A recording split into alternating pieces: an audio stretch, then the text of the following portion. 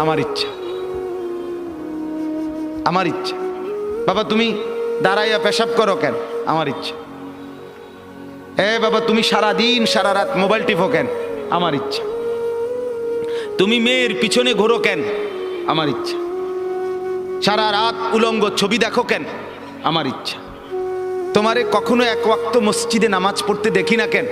আমার ইচ্ছা, আমার ইচ্ছা।